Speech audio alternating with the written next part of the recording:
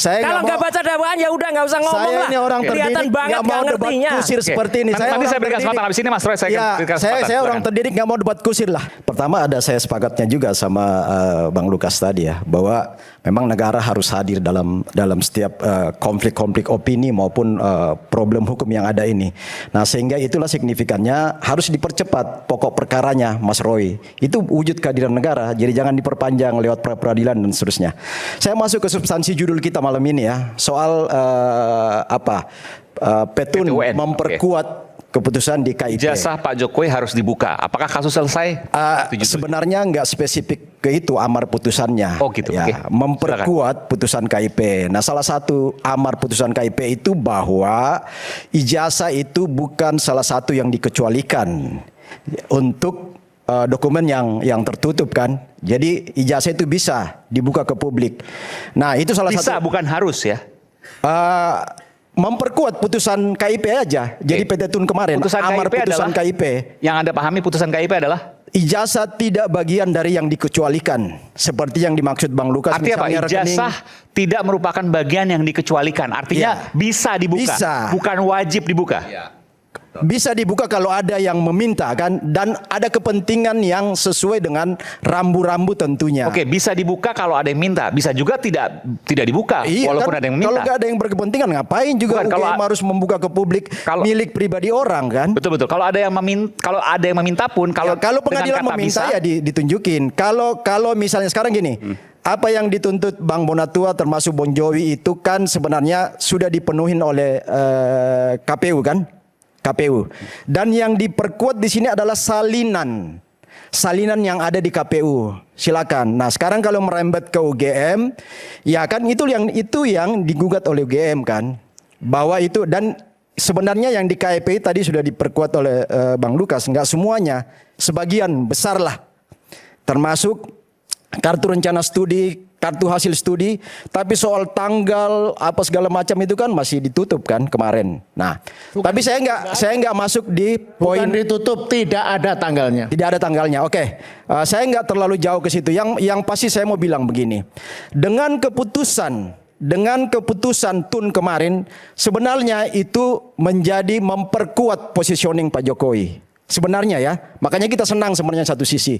Satu, bahwa kalau pada akhirnya UGM harus membuka semua dokumen itu semakin membuktikan. Satu, Pak Jokowi clear lulusan UGM dan ikut kuliah dari awal sampai final wisuda yudisium. Itu. Yang kedua diminta KRS, KHS, ada semua. Itu akan memperkuat semua positioning Pak Jokowi. Yang ketiga, dengan keputusan Tun kemarin itu sama sekali tidak ada mengurangi pokok perkara kasus Roy Suryo CS. Nggak ada sama sekali menghilangkan pokok perkara itu. Yang berikutnya, keputusan Tun itu justru semakin memperkuat bahwa pelanggaran Undang-Undang ITE yang dituduhkan kepada Mas Roy dan CS itu semakin terbukti nanti kalau itu ditunjukkan. Nanti Mas. Iya, nanti. Ya, nanti Mas bantah saya. Tapi kalau sudah dari awal ngaco, ya udah nanti lu bantah. Ini orang nggak ngerti ITE omong ITE. Supaya kata Mas Lukas jangan kita tempat adu. Nggak, tapi saya mau tanya dulu. Kan belum dikasih oleh UGM. Iya, makanya saya bilang kalau itu nanti direalisasikan. Kalau misalnya UGM sampai pada kasasi dan harus membuka semua itu kemenangan besar bagi dokumen-dokumen Pak Jokowi. Dan itu akan memperberat kasus itu. Karena semua akan terbukti. Manipulasi misalnya, di situ nggak ada imbos katanya, nggak ada watermark. Akan kelihatan semua ada watermark, ada imbos, apa segala macam. Legalisasi yang masuk ke KPU dan KPUD itu clear buatan UGM. Iya, tapi logika begini, pasti publik akan bertanya. Kalau seandainya itu memang menguatkan, kenapa kemudian, apalagi ini bicara soal udah lebih dari setahun, hampir 2 tahun gitu ya. 3 tahun. 3 tahun bahkan. Total mulai tahun 2015 kalau kalau dihitung dari awal. Oke. Tapi pertanyaannya begini, kenapa kemudian UGM tidak mengeluarkan? Karena itu menjadi pertanyaan publik yang paling mendasar. Sekali lagi ya, kami tim Rakyat Bersuara selalu meminta UGM untuk hadir di sini dan minimal pada hari ini kita akan menghubungi terus sepanjang event Kalau ini. kita ikutin di berita ya soal keberatan UGM itu bahwa semua dokumen-dokumen mahasiswa itu nggak bisa kami buka seenaknya aja gitu. Jadi itu salah satu poin keberatan UGM. Nggak bisa dibuka seenaknya aja. Nggak bisa dibuka Tapi ini seenak. putusan KIP dan dikuatkan oleh PT UN. Tentu ada proses-proses Ada teknis yang undang-undangnya. merupakan Nanti saya jelaskan, aturan Mas. turunan Ada kalau mau orang membuka nggak baca itu. undang-undang ini parah. Sebagaimana misalnya nanti ada putusan misalnya putusan hukum nanti yang memaksa kalau kasusnya Roy Suryo CS itu meminta untuk ditunjukkan dan UGM hadir pasti dibawa. Bahkan Pak Jokowi sendiri akan hadir di situ kan. Momennya adalah sidang Mas Roy dan Dr. Tifa nanti. Pembuktian itu bahwa ijazah itu asli atau palsu ada di momen Sidang pembuktian. ya kan sidang ini tuntutan Jadi bahwa nanti sidangnya adalah sidang pembuktian. Ada sidang pembuktian pasti. pasti akan ada gini korelasinya gini Mas Eman bahwa tuntutan tersangkanya Mas Roy dan teman-teman itu kan karena dianggap melakukan fitnah bahwa Pak Jokowi memalsukan ijazah. Iya. Nah untuk membuktikan bahwa ijazah dia nggak memfitnah itu kan harus ditunjukkan Karena fitnah ini berkaitan ijazahnya dengan kebohongan. ada asli Baca apa dakwaan palsu. saja nggak bisa Mas Aiman. Jadi Nggak ada kalau- dakwaan memasukkan ijazah tuh nggak ada Mas. Ya. Anda tuh baca dakwaan nggak? Ya lu diam dulu. Anda tuh baca Lu- dakwaan nggak?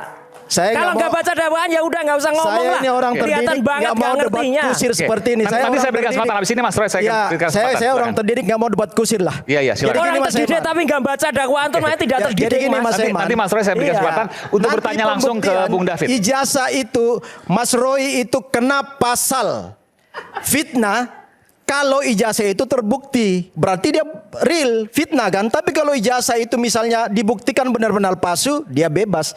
Berarti nggak Ada bukan pencemaran fitnah. nama baiknya juga. Kan korelasinya di situ toh. Fitnah itu kan kalau bohong. Iya. Pencemaran nama baik itu Kalau nggak benar.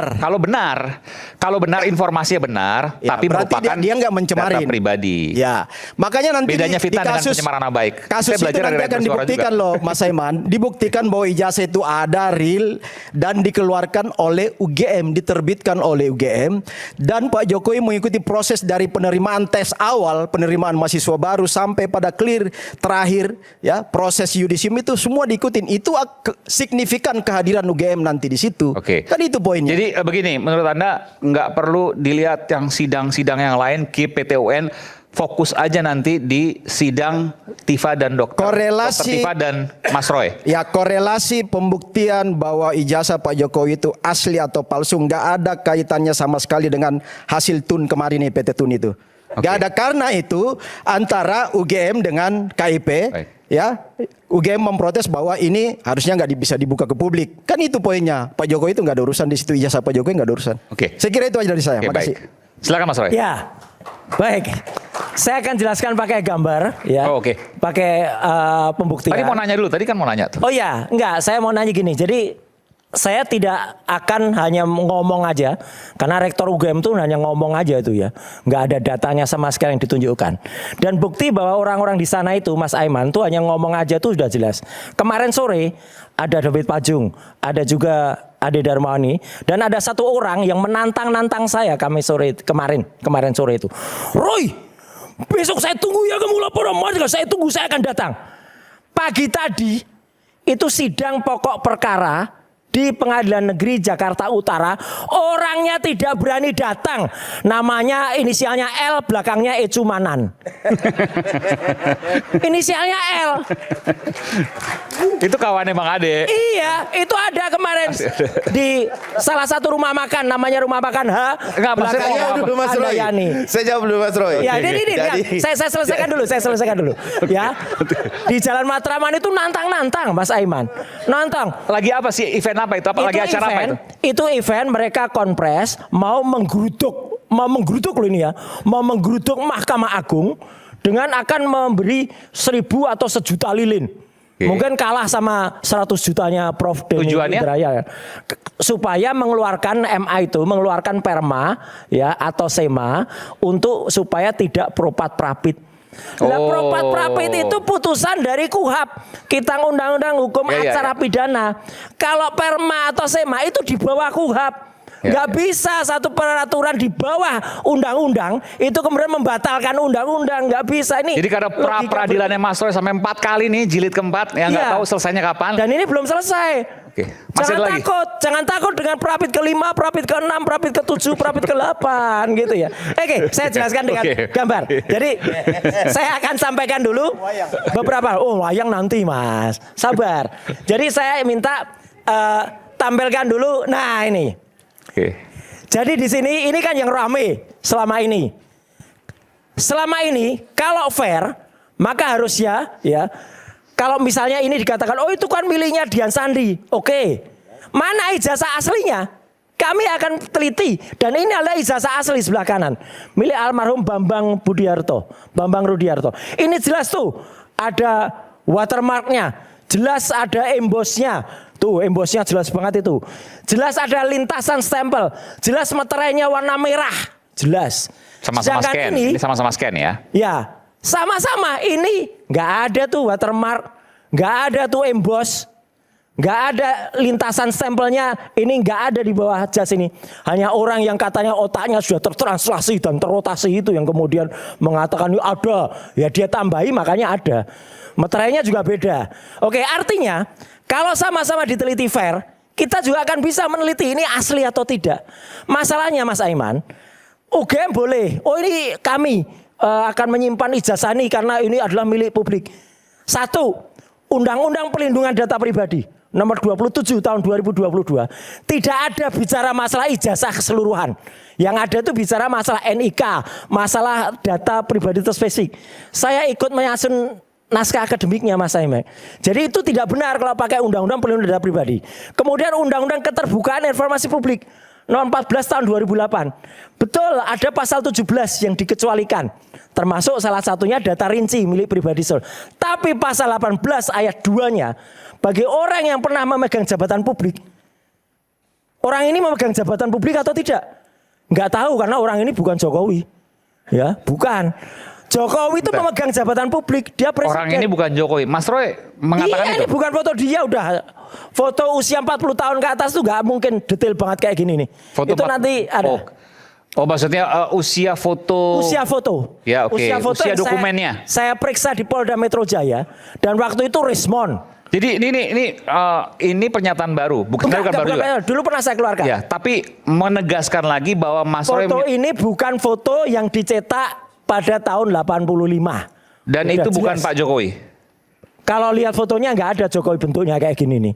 Ya, dia Jokowi meskipun bukan Pak Jokowi kenapa dilapor, Mas? Lah ya itu udah sederhana kan. Jadi kita gini loh. Kalau bantah itu pakai data, jangan Pak Jokowi lapor Pak Roy. Kalau bantah itu pakai data, jangan ngemeng aja ya. Gitu. Makanya, lu yang ngemeng aja. Buktinya ini data, Pak Jokowi, bro. tapi ngapain dilapor? Ini data, bro. Itu persoalannya. Oke, gambar kedua. Oke. Nah, jadi nanti gambar kedua adalah, ini adalah yang dibahas oleh Pak Lukas dan juga diawali oleh Pak Bonatua. Bahwa memang yang kemudian diteliti selama ini dan kemudian didapatkan dari 4 contoh ini harusnya ada 5. Dari sini saja itu sudah Mas Aiman menimbulkan kecurigaan. KPU Solo, KPUD Solo. Ini legalisiran ya? Legalisiran. Oke. Itu saya kasih tahunnya. Di Solo legalisir tahun 2005 dan 2010 sama persis plek ketiplek 100% sama persis. Posisi legalisirnya itu sama persis. Prof. Dr. Insinyur Muhammad Naim itu posisinya di situ.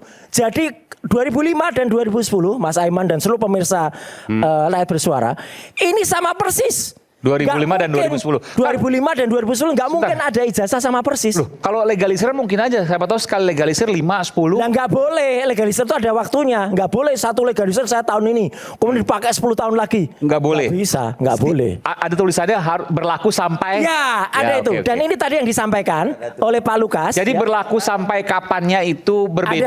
Ada. Aturannya nggak boleh dong. Satu ijazah ini kemudian dipakai lagi. 2005 dan 2010. Ya, itu kan masa berlaku sampai kapan? Ya. Bahwa nggak bisa semuanya sama kecuali tanggal tahun itunya. Ya, tahun dulu ya. masa berlakunya.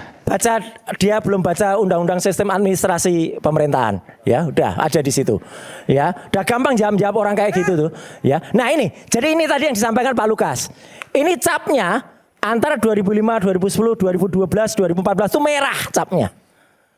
Sedangkan 2019 itu biru. Ini 2005 kenapa hitam? Karena fotokopian. Itu fotokopi. Ini fotokopi bukan legalisir basah. Yang Pak Yang di Bonatua KPU dapat, Pak Lukas dapat dari KPU itu fotokopian. fotokopi. Jadi legalisir di fotokopi. Iya, tidak ada aslinya, tidak ada legalisir basahnya. Harusnya nggak boleh Fotokopi itu. dan nggak boleh, harus ada aslinya. Legalisir basahnya harus ada. Ya. Ini 2005-2010. Terus 2012 nih yang KPUD DKI, ya itu sudah ada. Tapi lihat perhatikan, kalau ini benar, karena dia capnya itu berbeda posisinya aja dengan ini berbeda posisi. Ini baru pertama kali ditampilkan secara gamblang ya, setelah empatnya ini. pertama kali ini. Ya, meskipun di depan KPU Pak Bonatua pernah bersama Ya, saya ya. Oke. nampilkan bersama-sama ini. Tapi biar jelas, saya jelentrehkan biar orang tahu. Jadi 2012, 2014 berbeda sedikit nih. Kalau orang mau lihat posisinya itu kan beda tuh antara jarak mengesahkan dan enggak. Nah, ini yang menarik. Kemarin sempat juga teman-teman juga mau. Apakah betul Pak Dr. Insinyur Muhammad Adnan Prof itu melegalisir mulai tahun 2005? 2005, 2010, 2012, 2014 beliau semua. Apakah iya Dekan Fakultas Kehutanan UGM pada tahun itu semuanya Prof Muhammad Naim? Sampai 2019 ya? Enggak, 2009 lain. Ini Prof. Boleh Pak nanya nggak Budiati. Mas Roy? Iya. Nanti Boleh dulu. nanya nggak? Nanya doang, sebentar Nanya doang. satu boleh, nanya satu boleh. Oke, silakan, silakan. Nah, itu kan di situ Mas Roy bilang bahwa itu adalah fotokopi legalisirnya. Iya. Ya, bukan stempel basah gitu kan? Iya. Boleh, boleh sini. fotokopi. Oh, sini boleh Ya. biar tunjukin. Ini fotokopi. Silakan. ketika ini basah atau tidak basah atau Ini fotokopi, jelas fotokopi. bisa nggak dipastikan bahwa itu palsu ijazahnya? Saya nggak mengatakan palsu, tapi ini fotokopi. Oh gitu, oke. Fotokopi itu asli atau palsu? Aku nanya itu aja. Nggak, gini, Bahwa apakah dari fotokopi yang didapatkan dari KPU, Ya. yang itu tidak berwarna legalisirnya, Ya. apakah di situ bisakah kita menyampaikan kepada publik bahwa itu adalah palsu? Gini, Anda orang hukum kan? Iya, maksudnya saya nanya. Fotokopi laku tidak dalam pembuktian. Udah, sepele aja. Jangan balik bertanya. Jawabannya apa? Saya yang Iya. nanya. Jawabannya tidak. Saya nanya. Kayak bukti- Berarti masalah nggak sih ini? Berarti nggak ada masalah. Masalahnya di mana? Masalah dong. Masalahnya di mana? Jawabannya tidak ya. Masalahnya Fotokopi di mana? tidak boleh dalam membuktikan. Fotokopi tidak laku dalam pembuktian. Nah sudah tidak laku kan tidak masalah. Loh. Bukan berarti ini palsu kan? Ijazah Siapa yang yang ada bilang palsu? di Anda Polda jangan Metro. spin. Anda jangan spin. Saya tidak bilang palsu. Ini fotokopi. Fotokopi itu tidak laku dalam berarti pembuktian. kesalahan administrasinya ada sama KPU, Mas Roy. Ya sudah, ya, yang Iya. penting ini tidak sah ya. Oke, sekarang gini lagi Mas Simon, saya teruskan ya. Dari 3 ini dibandingkan dengan 4 ini aja, kalau orang normal, orang waras sudah bisa melihat harusnya legalisir ini tidak diterima. Karena foto ijazah itu yang benar formatnya begini, melebar. Ini pernah saya katakan, tapi biar jelas sekarang kita bandingkan. Teman-teman bisa lihat perbandingannya. Ini melebar. Dulu Mas Aiman pernah bilang, oh ini agak mengkerucut, menyempit gitu. Ini jelas kan? Jadi ini itu menyempit. Kalau menyempit gini, harusnya kemudian pihak yang melegalisir itu tanya, ijazah aslinya mana? Kalau ijazah aslinya lebar, fotokopi yang menyempit, ya tidak bisa lagi dipakai. Jadi inilah yang sebenarnya bisa dipakai. Tapi ini pun, tadi kalau dikatakan nggak ada tanggalnya, semua nggak ada tanggalnya ini. Ini nggak ada tanggalnya, dan hanya ini yang biru, yang lainnya merah. Yang lebih lucu lagi Mas Bentar, Aiman. merah itu tidak boleh digunakan. Ya itu silakan nanti orang yang mengerti. Saya bukan ahli cap Oke. ilegalisir. Oke. Tetapi artinya ini pun beda. Satu kampus kok beda-beda. Saya sendiri ijazahnya ketika dilegalisir biru. Jadi kayak gini nih. Yang lain saya nggak ngerti kenapa merah. Dan ada yang lebih baru lagi. Dan ini baru saya katakan sekarang di Rakyat Bersuara. Harusnya ada satu lagi yang saya tunjukkan. Dan saya minta kemarin saya, kemudian Mas Refli Harun, kemudian Mas Gofur, ketika di Kejaksaan, kami lihat lagi legalisasi Mas Aiman. Paling baru. Legalisasi yang dicap dan ada tanggalnya. Tapi tanggalnya adalah Agustus 2025. Itu yang tahun berapa? Sigit Sunarta DK-nya. Tahun 2019. Tahun 2025 Oke. dilegalisir. Jokowi emang mau nyalon lagi jadi presiden lagi? Kok legalisir ijazah lagi? Tahun 2025. 2005 nah. Pertanyaannya, kalau kata para pelawak, pertinyi. Ya. 2025 bulan Agustus, ijazah aslinya ada di mana?